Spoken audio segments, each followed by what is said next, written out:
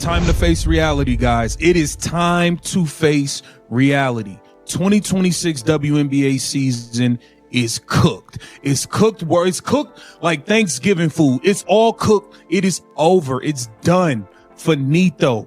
There will be no 2026 WNBA season. As it seems, we were hoping for a 60-day extension because we know the October 31st deadline is 3 days away.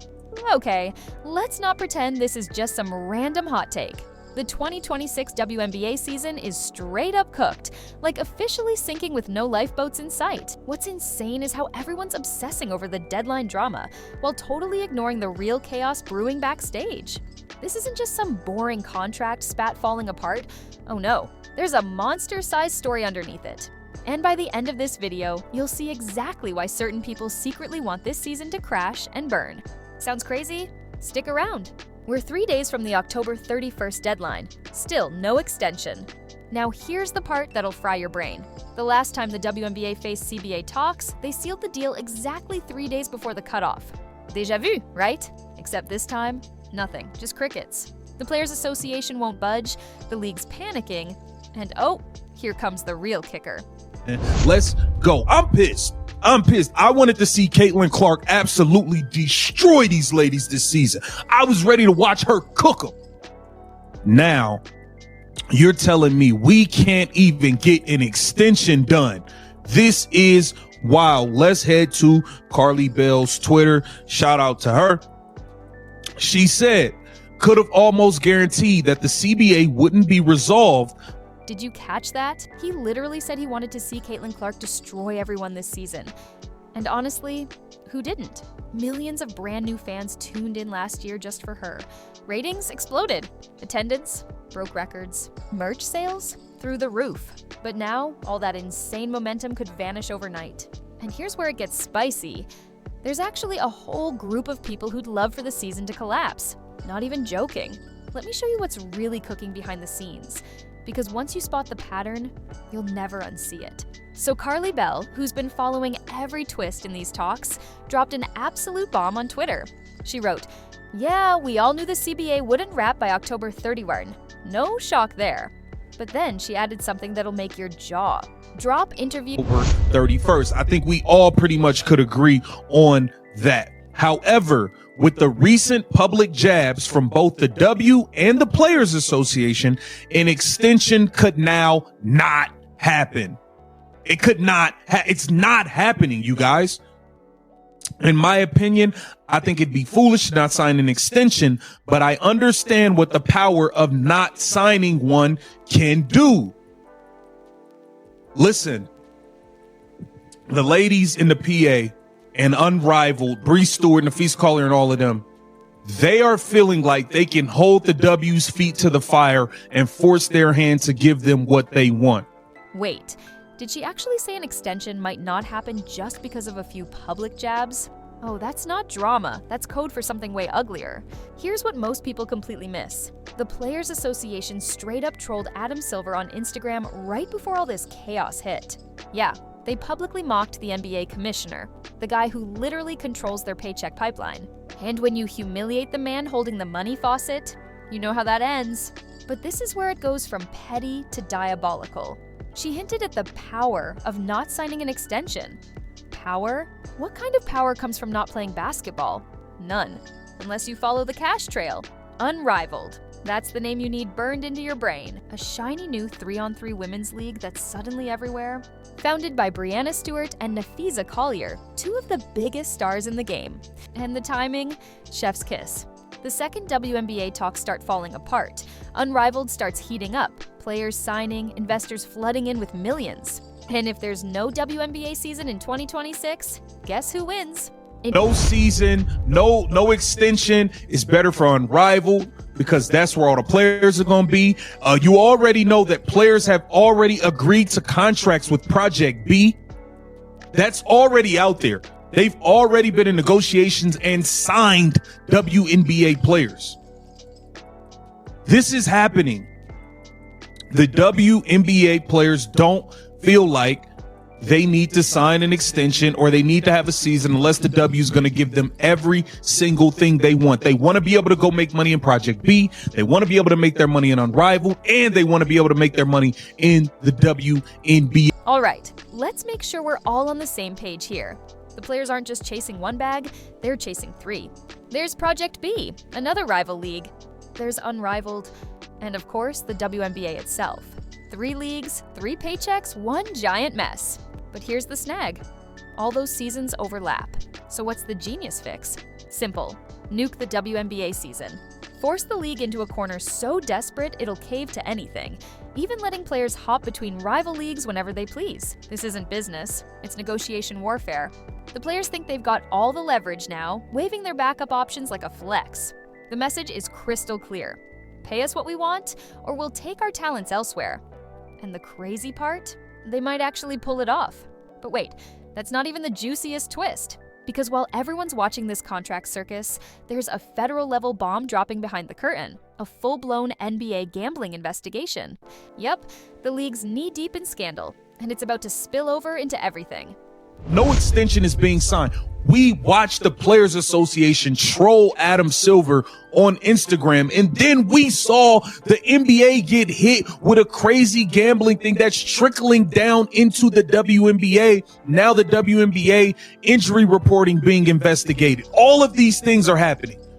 Adam Silver has a meeting with the feds on the 31st. You think an extension or a deal with the WNBA is about to be signed on the 31st? Come on, let's be serious here. Let's be serious here. The NBA is the real moneymaker. He needs to get that resolved with the feds. Did you catch that? Adam Silver is literally meeting with federal investigators on October 31st, the exact same day as the WNBA deadline. Coincidence, please. The NBA is a billion-dollar empire. The WNBA is still bleeding money. So if you're Adam and the feds are breathing down your neck over gambling scandals while a bunch of players are demanding bigger checks, tell me, which fire are you putting out first? Exactly. The NBA rakes in around $10 billion a year. The WNBA? Maybe $200 million on a good day. It's not even the same galaxy. So yeah, Silver's focus is crystal clear and the players see it. They smell weakness. They know the league's distracted and they're pushing harder than ever. But here's the real tragedy. One person is trapped dead center in this dumpster fire, and she didn't cause any of it. It's conveniently name dropping Caitlin Clark now. Every 30 seconds, she's saying this girl name. Every 30 seconds. She can't sneeze without Caitlin Clark. She can't sneeze without Caitlin Clark name coming out her mouth. All for her own personal gain and benefit. Not because she cares about Caitlin at all. Let's be clear. She had nothing to say about Caitlin Clark being targeted for the last 2 years. Nothing to say about it. Now you're conveniently talking about conversations with Kathy Engelbert that we don't know if they happened or not. Caitlin Clark. Her name drops every 30 seconds. Not out of admiration, but pure exploitation. Let's call it what it is. Next level manipulation. Nafisa Collier, one of the masterminds behind Unrivaled, suddenly can't stop name-dropping Caitlin. Every interview, every podcast, every post, Caitlin this, Caitlin that. But where was that energy last season when Caitlin was getting wrecked on the court? When players were cheap-shotting her, targeting her, basically turning games into contact sports, Nafisa said nothing. Radio silence, but now that Unrivaled needs clout, needs eyeballs, needs all those casual fans who only tuned in because of Caitlin, suddenly she's her biggest supporter. Please. It's so fake, it's practically an art form. And here's the kicker. Nafisa claims she had these deep, private talks with WNBA Commissioner Kathy Engelbert about protecting Caitlin and honoring her impact. Sounds touching, right? Except... Liar. She said you're a liar. Caitlin Clark says she never heard about this until you got on a podium and said it in front of the world. That's a little shady to me. So at the end of the day, these players feel like they have the leverage, and it's looking like there won't be a 2026 WNBA. Caitlin Clark herself admitted she didn't even know about any of this until Nafisa Collier blasted it publicly. Just let that sink in. Someone claims they're fighting for you behind closed doors, but never once mentions it to you. Then suddenly they're bragging about it on stage for applause. That's not advocacy, that's clout chasing 101. This is manipulation dressed up as compassion. You latch onto the biggest name in the game, pretend you're their protector, soak up the praise and PR points, without lifting a finger that might actually cost you anything. It's genius, sure. Genius in the slimiest way possible. Meanwhile, Caitlyn's just trying to play basketball, watching her entire sophomore season slip through her hands while power-hungry players and execs use her as a pawn. She didn't start this war. She didn't ask to be the league's poster child. She sure didn't sign up to be anyone's bargaining chip. But here she is, stuck in the middle of everyone else's game. Now, here's what goes down if that deadline passes with no deal. I'm truly upset and disgusted by it, man. I'm disgusted by it. Here it says, what happens if there's no deal by October 31st? There are two paths forward if there's no deal in place by October 31st, an extension of the deadline or a work stoppage. A temporary extension of the deadline to allow the two sides to continue discussing unimpeded is the most likely initial outcome.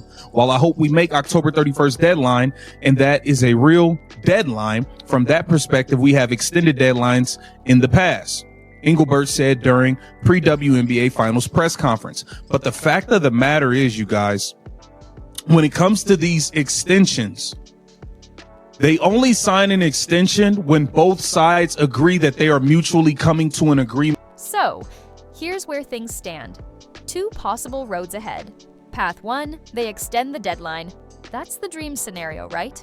The same thing that happened last time. Both sides shake hands, say, we're making progress, and buy themselves a few extra weeks or months. Everyone breathes, everyone pretends it's fine. But here's the brutal truth. Extensions only happen when both sides actually want peace. When there's real trust, when they're close enough to smell a deal. You don't push a deadline just to kill time, you do it because you can see the finish line. So, do we see any of that right now? Any hint they're on the same page? Not even close. It's a disaster zone. The players are out here calling the league tone deaf, saying no one listens. Their concerns go straight into the void. Meanwhile, the league's clapping back, accusing the players of twisting facts, manipulating the media, and dragging outsiders into the mess. That's not progress, that's a total meltdown. So yeah, path 1's dead, which means we're sliding straight into path 2. Future, they are starting to have, alignment on a future deal. We don't see any of that. There's none of that. The player, we've heard Satu, all of these players come out and say, oh, it's like they're not even listening to us. It's like in one ear and out the other. They're not taking us serious. Then we heard the W say, hey, the WNBA are lying to the people. They're lying about the negotiations. They're trying to get public perception on their side and bring in all these. All right, here's the truth. Path 2 isn't some clean, structured plan. It's chaos disguised as calm. It's what insiders call a status quo period. Basically, the current deal expires, but instead of an immediate strike or lockout, both sides just drift. No one's officially fighting, but no one's really playing by the rules anymore either. It's limbo, tense, awkward, and incredibly fragile. But here's where it starts getting dangerous. If that status quo stretches too long, or if either side decides they've had enough, boom. We hit the nuclear button, work stoppage. The owners could lock the players out, literally barring them from playing. Or the players could strike, refusing to step on the court until they get what they want. And the league? They're already laying the groundwork. Political muscle is being pulled in. The video even name drops a potential future governor of New York getting involved.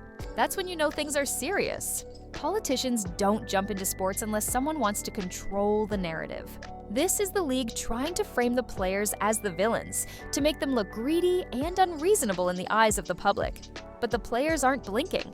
They're standing their ground, and for good reason. Money. Always follow the money. Napheesa Collier has raised millions for Unrivaled. Investors have dumped cash into it, signing contracts, making promises. She's locked in. So now picture this. You just convinced people to throw $20 million into your new league. You told them this was the future. Are you really about to go back and say, actually, never mind, I'm focusing on the WNBA again? Not a chance. That would destroy her credibility. She'd be sued into oblivion. Her reputation? Gone. So Napheesa doesn't just want Unrivaled to succeed, she needs it to be the priority. She needs it to be the main event, not the side EH show. And the best way to make that happen, make sure there's no WNBA season competing for attention and players. Interview. You know, I think it's mighty convenient that all of a sudden, Nafisa Collier is name dropping Caitlin Clark every 13 seconds. Every 13 seconds, she's saying her name. And this is all to push Unrivaled. They want to be able, she's collected so much money from these people investing in Unrivaled. How could she then turn to them and say, hey, we can't have Unrivaled anymore? If I just gave you $20 million for Unrivaled, I'd be damned if you come tell me there ain't gonna be no Unrivaled no more. And you ain't playing it. You've lost your mind. Nafisa Collier, I don't believe none of these people. I think it's some shady stuff going on. And I still stand on the side. Kathy Engelberts needs to be fired immediately. This is cold-blooded business.